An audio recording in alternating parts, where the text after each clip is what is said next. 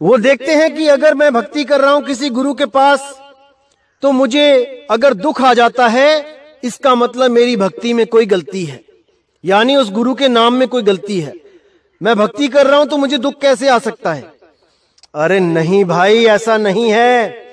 सुख और दुख कर्मों की वजह से आते हैं और गुरु उन कर्मों को भुगताने के लिए आपको ताकत देता है, आपको ऐसा मजबूत कर देता है कि वो कर्म आकर कब चले जाते हैं आपको पता भी नहीं लगता। लेकिन अगर आप अटल रहो अपने नाम पर, तब आपके कर्मों में कटौती भी की जाती है, लेकिन आपको 1% भी शंका नहीं करनी होती है कि हमारी भक्ति गलत है। आपको एक छोटी सी स्टोरी सुनाता हूं। क्या होता है, एक बार एक आदमी ने अपने गुरुजी से नाम लिया होता है, वो नाम का सिमरन कर रहा होता है, और एक दिन वो बहुत बीमार हो जाता है। तो जब बीमार होता है वो डॉक्टर के पास जाता है, डॉक्टर देखता है, उसको चेक करता है, कहता है भाई तुम्हारा तो टेस्ट करना पड़ेगा। तो जब उसको टेस्ट के लिए भेजते हैं और लेबोरेटरी में जब उसका रिजल्ट आता है, तब वो उसको पता लगता है कि मुझे तो ब्लड कैंसर है। अब वो इतना घबरा जाता है, इतना डर जाता है, और मन ही मन अपने गुरु को गालियां देने लग जाता है कि कैसा गुरु मिल गया मुझे तो ब्लड कैंसर हो गया इसकी वजह से, कैसा नाम जपवाया इसने, मैं तो बीमार हो गया इसकी वजह से। तो वो गुरुजी के पास पहुंचता है और गुरु से कहता है कि महाराज मुझे बचाओ, मैंने आपको गुरु बनाया है और मुझे इतना बड़ा दुख आ गया है, अब मुझे उस दुख से निकालो, नहीं तो क्या फायदा था आपसे नाम लेने का। मैं सबको बता दूंगा कि यहां पर नाम लेने से मुझे कैंसर हो गया, मैं बहुत दुखी हो गया, इस नाम सिमरन करने से दुख ही दुख मिले मुझे। तो गुरु देखता है कि भाई इसकी तो हालत खराब है, तो गुरु कहता है उसको कि कोई बात नहीं बेटा, बैठो। तो गुरु उसको जब बैठाता है तो एक गुरु कहानी सुनाता है उसको कि बेटा मैं तुम्हें एक कहानी सुनाता हूं, इस पे बहुत विचार करना। तो शिष्य कहता है ठीक है गुरुजी, लेकिन मेरा कैंसर तो ठीक हो जाएगा ना? तो गुरुजी बोले हाँ बिल्कुल ठीक होगा, आप पहले एक कहानी सुने। तो शिष्य कहता है ठीक है गुरुजी बताओ। तो गुरु एक कहानी सुनाता है। तो क्या कहता है गुरु कि एक बार एक राजा था, वो शिकार करने के लिए निकला अपनी बड़ी फौज के साथ, और जब उसने एक हिरन देखा तो वो घोड़ा लेके हिरन के पीछे दौड़ता चला गया, दौड़ता गया, सेना भी साथ में चलती रही, वो दौड़ता गया, दौड़ते सेना बहुत पीछे छूट गई और वो अकेला ही उस हिरन के पीछे भागता रहा। शाम हो गई, रात हो गई, वो उसके पीछे भागता ही रहा। तो जब रात हो गई और पूरे जंगल में शेरों की दहाड़े सुनाई देने लगी, तो वो राजा घबरा गया कि अरे एक हिरन के चक्कर में मैं कहां आ गया अकेला, और अब यहां चीते बाघों की आवाजें, शेरों की आवाजें आ रही हैं, क्या करूं? तो देखता है पास में एक कुटिया, वहां पर आग जल रही है, अंदर से रोशनी आ रही है। तो परमात्मा का शुक्र करता है कि शुक्र है कि कोई तो है यहां जंगल में। तो जाके जब उस कुटिया में झांकता है तो हैरान हो जाता है, इतनी बदबू उस कुटिया में, उस झोपड़ी में इतनी बदबू। सोचता है यहां पर रहता कैसे है कोई, इस भयानक बदबू में कौन रहता है? तो क्या देखता है कि एक आदमी बूढ़ा एक चारपाई पे पड़ा है। उसको देख के राजा कहता है कि तुम्हारी ऐसी दुर्दशा, इतना बुरा हाल। चारों तरफ देखता है तो वहां पर मांस ही मांस लटका होता है, दीवारों पे मांस, ऊपर तारें, जैसे कपड़े बिछाने के लिए, कपड़े सुखाने के लिए तारें लगा रखी होती हैं, उन तारों पे भी मांस ही मांस, मांस ही मांस, चारों तरफ मांस ही मांस, और मांस सड़ रहा है, बदबू भयानक आ रही है, एक पल भी नहीं रहा जा रहा है वहां पे। और राजा हैरान है कि ये कैसे रुका हुआ यहां पे, ये छोड़ के चला क्यों नहीं जाता इस झोपड़ी को। तो उससे पूछता है, भाई तुम कौन हो?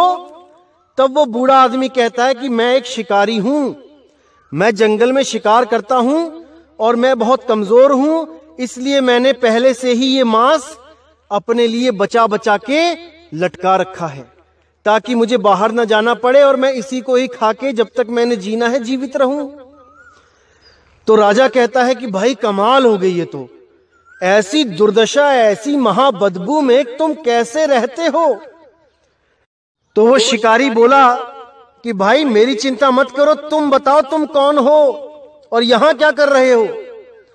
तब वो राजा बोला कि देख भाई, मैं तेरे इस राज्य का राजा हूं, मैं बहुत बड़ा राजा हूं और मैं शिकार करता करता इस जंगल में भटक गया हूं और अब मुझे एक रात के लिए तेरे पास शरण चाहिए।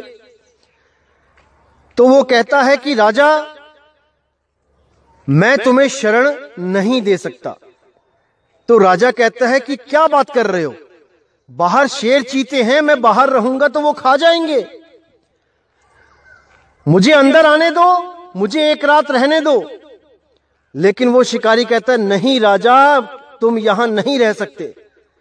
राजा कहता है, क्यों नहीं रह सकता, मुझे बताओ तो, क्या तुम्हारे पास खाने के लिए कुछ नहीं है मुझे देने के लिए, इसलिए मुझे कहना चाहते हो कि तुम चले जाओ? तो वो बोला कि ऐसी बात नहीं है, मेरे पास दाल चावल भी पड़ा है, मैं उसको पका सकता हूं, मैं खिला सकता हूं आपको। तो राजा बोला, फिर क्या दिक्कत है, एक रात की ही तो बात है। तब वो राजा से बोला, नहीं राजा, बहुत से लोग आते हैं और एक रात के लिए मेरी झोपड़ी में रुकने की अरदास करते हैं और सुबह को यहां से कोई जाना नहीं चाहता, मुझे बहुत धक्के दे दे के निकालना पड़ता है। मुझे पता है तुम भी मेरी झोपड़ी खाली नहीं करोगे, इस पे अपना हक जमाओगे। तो राजा कहता है कि कैसा मूर्ख प्राणी है ये, अरे मेरा बस चले तो मैं यहां पर एक सेकंड ना रहूं और ये कह रहा है कि तुम मेरी झोपड़ी पे हक जमाओगे, मेरी झोपड़ी को छोड़ के नहीं जाओगे, कैसा मूर्ख प्राणी है ये। मन ही मन उसका उपहास उड़ाते हुए सोचता है कि लगता है कभी इसने राजघराने का ऐशो आराम नहीं देखा, वरना ये कभी ये बात ना बोलता कि मेरी झोपड़ी में तुम अपना हक जमाओगे, इसको छोड़ के जाने के लिए तैयार नहीं होगे। लेकिन फिर भी वो अरदास करता है कि भाई मैं राजा हूं, मैं चक्रवर्ती सम्राट हूं, मैं तुम्हें वचन देता हूं कि सुबह होते ही मैं तुम्हारी झोपड़ी खाली कर दूंगा, ये मेरा वादा है, चक्रवर्ती सम्राट का वादा है। तो वो बूढ़ा शिकारी कहता है कि देख लो भाई महाराज जी, मुकर मत जाना, पता लगा तुम्हें भी धक्के देके निकालना पड़े यहां से।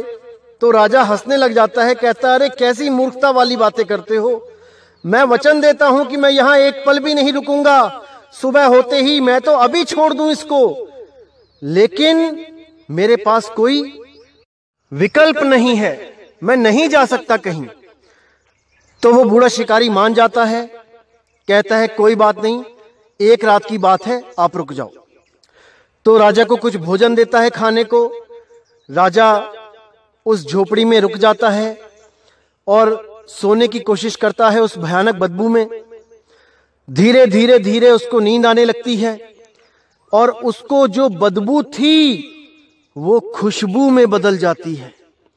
वो उस खुशबू में रमने लग जाता है और रमता रमता रमता सो जाता है। अब जब सुबह उठता है तो बूढ़ा शिकारी बोलता है कि महाराज जी, आपके जाने का समय हो गया है, अब आप अपने राजमहल को जाइए। तो वो राजा बूढ़े शिकारी के चरणों में गिर जाता है और कहता है कि हे प्रभु, हे मेरे मालिक, मुझे इस झोपड़ी से मत निकालो, मुझे इस झोपड़ी में रहने दो, मैं आपका दास बन के रहूंगा, मुझे कृपया करके यहीं रहने दो, मुझे मत निकालो। तब वो बूढ़ा शिकारी कहता है, महाराज ये तो बिल्कुल गलत बात है, आपने मुझे वचन दिया था कि आप सुबह होते ही मेरी झोपड़ी खाली कर दोगे, लेकिन आप मुझे वादा खिलाफी कर रहे हो मेरे साथ, आप मुझे धोखा दे रहे हो। तो जब इतनी स्टोरी वो शिष्य सुनता है गुरुजी के द्वारा, तो गुरुजी से पूछता है कि महाराज ये कैसी कहानी है? अरे वो राजा महाराजा सम्राट जिसके आगे बड़े से बड़ा ऐशो आराम भी फीका पड़ जाए, बड़े से बड़े इत्र, सुंदर से सुंदर महल, वो उस झोपड़ी के लिए कैसे रोने लग गया? कितना बड़ा मूर्ख है वो। अरे उस राजा का नाम क्या है गुरुजी? नाम तो बता दो, कौन है वो राजा? तो गुरुजी कहते हैं कि वो राजा तुम हो, तुम हो वो राजा। वो कहता है गुरुजी कैसे, वो मैं कैसे हूं? तब गुरुजी समझाते हैं कि बेटा, तुम एक रात के लिए इस तन रूपी झोपड़ी में आए थे। इस तन में, इस झोपड़ी में चारों तरफ मांस ही मांस लटका था और महा बदबू आती है इस शरीर से। अगर आप बाहर की खाल हटा दें तो केवल बाहर की खाल ही इस सारी बदबू को बाहर निकलने से रोकती है। कभी आपके शरीर में कोई कट लग जाए, थोड़ी सी पीक पड़ जाए, उसको सूंघ के देखिएगा कैसी बास मारती है ये चमड़ी। लेकिन तुम वो राजा हो जो इतने महागंध में भी रहने के लिए तरस रहे हो। अरे तुमने जब मुझसे नाम लिया था तो किस लिए लिया था? क्या इस झोपड़ी में रहने के लिए लिया था या अपने राजमहल को लौट जाने के लिए लिया था? इस झोपड़ी से मुक्त होने के लिए लिया था?